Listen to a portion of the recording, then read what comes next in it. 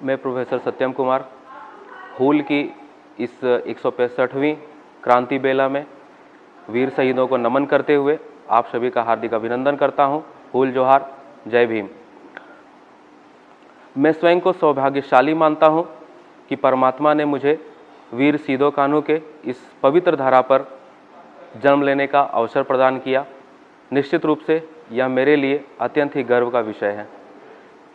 आज 21वीं सदी के इस प्रारंभिक बेला में निसंदेह आवश्यकता है 19वीं सदी के हूल के विशिष्ट तत्वों को आत्मसात करने का और आज के दौर में विघटित हो रहे समाज को हूल के मूल्यों पर पुनः रूप से संगठित करने की आवश्यकता है। आदिवासी संस्कृति में वर्षों से सहभागी रहे दलितों को एक साथ लाने की आवश्यकता है। दलित आदिवासी एकता को पुनर्स्थापित करने की आवश्यकता है। निसंदेह हम किसी भी आदिवासी क्षेत्र की बात करें, हम झारखंड की बात करें, हम मध्य प्रदेश की बात करें या हम लोग किसी भी आदिवासी बहुल राज्य की बात करें, तो हम देखते हैं कि आदिवासियों के साथ कदम से कदम मिलाकर सहभागी बनकर हमेशा से दलितों ने अपने जीवन का निर्वहन किया है। हम किसी भी शादी समारोह में हम देख लें या किसी भी सांस्कृतिक परिदृश्य में हम गौर करें तो हम पाते हैं कि आदिवासियों के सांस्कृतिक तत्वों में प्रयुक्त होने वाली टमाक की बात हो, चाहे मांदर की बात हो या फिर घुंघरू की बात हो, यह कोई भी साधन बिना दलितों के सहयोग के संभव ही नहीं है। साथ ही हम लोग आदिवासियों के विवाह में पुरजोर तरीके से प्रयुक्त होने वाले ढोल की तो हम कल्पना ही नहीं कर सकते बिना दलित भाइयों के सहयोग की। निश्चित रूप से आदिवासी दलित सहभागिता के कारण से ही आज तक जिस भी क्षेत्र में जितने भी आंदोलन हुए हो, चाहे वह हूल का आंदोलन हो, चाहे वह उलगुलान हो या फिर वह कोई भी आदिवासी नेतृत्व वाला विद्रोह हो या आंदोलन हो, उसमें दलितों ने बढ़ चढ़कर भाग लिया और न सिर्फ बढ़ चढ़कर भाग लिया अपितु कई दलित शहीद भी हुए। इसी का परिणाम है कि जब देश आज़ाद हुआ और स्वतंत्रता प्राप्ति के पश्चात बाबा साहब डॉक्टर भीमराव अंबेडकर ने संविधान की रचना की, तो संविधान के धाराओं में, संविधान के अनुच्छेदों के तहत आदिवासियों का संरक्षण तो किया ही गया, साथ ही साथ आदिवासियों के समान मानकर दलितों के भी संरक्षण के प्रावधान किए गए। इसी परिदृश्य में हम पाते हैं कि भारतीय संविधान में राष्ट्रीय अनुसूचित जाति आयोग, राष्ट्रीय अनुसूचित जनजाति आयोग और कालांतर में अनुसूचित जाति जनजाति अत्याचार निवारण अधिनियम के प्रावधान किए गए, जो निश्चित रूप से यह प्रमाणित करता है कि आदिवासी और दलित एक ही धरा के रहने वाले हैं और एक ही संस्कृति के वाहक हैं।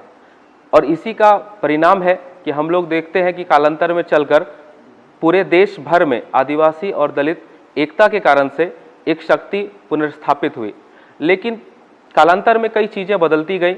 निश्चित रूप से कुछ तत्वों को आदिवासी और दलितों के इस एकता से डर लगने लगा, चाहे कारण जो भी रहा हो, लेकिन कालांतर में हम पाते हैं कि दोनों ही समुदायों को बिल्कुल अलग कर दिया गया, दोनों समुदायों के बीच में एक खाई बना दी गई। आज हम हूल की 165वीं दिवस मनाने जा रहे हैं। इस अवसर में भी हम पाते हैं, अगर हम भोगनाडीह की हम बात करें तो 30 जून में आदिवासियों की एक बहुत बड़ी भीड़ उमड़ती है, बहुत बड़ा हुजूम उमड़ता है, लेकिन उसमें दलितों की संख्या नगण्य होती है, जबकि शहीद होने वाले में दलितों की भी एक बड़ी संख्या थी। तो निश्चित रूप से कहीं ना कहीं एक संक्रमण आया और जिसके कारण से आदिवासियों और दलितों के बीच में फूट डाला गया, और जिसका परिणाम है कि आज हम भारत देश की बात करें तो पूरे देश में लोकसभा के 126 लोकसभा के सदस्य, जिसमें से दलित लोकसभा के सदस्य 79 होते हैं एवं आदिवासी लोकसभा के सदस्य 47 होते हैं। दोनों की अगर सम्मिलित शक्ति हो तो हमारे आदिवासी और दलित सांसद 126 सदस्य लोकसभा में मौजूद रहते हैं। अगर हम झारखंड की बात करें तो झारखंड में आदिवासी विधायक 28 होते हैं और दलित विधायक 9 होते हैं, यानी कि हम लोग झारखंड में 37 सदस्य सम्मिलित रूप से आदिवासियों और दलितों के जीत कर जाते हैं। और झारखंड में सरकार बनाने के लिए सिर्फ 41 विधायकों की आवश्यकता होती है, यानी कि उसमें से अधिकांश सदस्य आदिवासी और दलित के विधायकों के सहयोग से पूरी की जा सकती है। लेकिन हम लोग देखें कि कई ऐसी परिस्थितियां बनी जिसमें दोनों के बीच फूट डाला गया, और झारखंड में तो ये फूट नजर आता ही है। यह पूरे भारत देश में ही फूट नजर आने लगा। आज अब जनसंख्या की बात करें तो 130 करोड़ की आबादी में आदिवासियों और दलितों की संयुक्त आबादी 40 करोड़ से अधिक है। लेकिन कहीं ना कहीं दोनों समुदायों को बांटने के कारण कुछ लोगों ने इसका फायदा उठाया और निश्चित रूप से ये एक बहुत ही गलत दिशा में गया है। यह तो बात हो गई ऊपरी स्तर की। अगर हम लोग निचले स्तर की बात करें, हम लोग ग्रामीण स्तर की बात करें, तो सदियों से साथ साथ रहने वाले, सदियों से एक दूसरे के सहभागी बनकर रहने वाले आदिवासी और दलित के बीच फूट निश्चित रूप से दिखाई पड़ती है और साफ साफ दृष्टिगोचर होती है।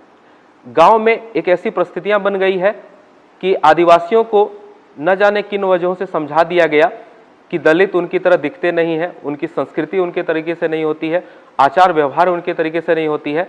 इसका मतलब है कि दलित आदिवासियों से अलग हैं। और दलितों को समझा दिया गया कि दलित आदिवासियों की तरह नहीं दिखते, उनकी भाषा आदिवासियों से नहीं मिलते, इसका मतलब है कि दलित भी उनसे अलग है।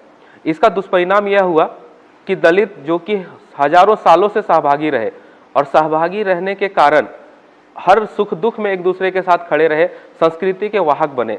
लेकिन आज के दौर में ऐसा समय आ गया कि दलितों को भी अपमानजनक शब्द दीकू कहकर संबोधित किया जाने लगा और कहीं ना कहीं यह संक्रमण रहा, जिसके कारण से चाहे हुल का स्थल हो या फिर उलगलान का स्थल हो, शहीद दलित भी हुए। लेकिन आज जब शहादत दिवस मनाई जाती है, कार्यक्रम किए जाते हैं, तो दलितों की आबादी नगण्य होती है। तो निश्चित रूप से हुल की इस 165वीं क्रांति बेला में आवश्यकता है कि यह एकता पुनर्स्थापित हो। हजारों सालों से, सदियों से चली आ रही दलितों आदिवासियों की ताकत को सम्मिलित किया जाए और इनके बीच में जो फूट डाल दी गई है उस फूट को पाटा जाए और एक सम्मिलित रूप से दलित और आदिवासी अपना विकास करें, अपना उत्थान करें। इसी संदेश के साथ आप सभी को पुनः मेरा एक बार जय भीम, हुल जोहार।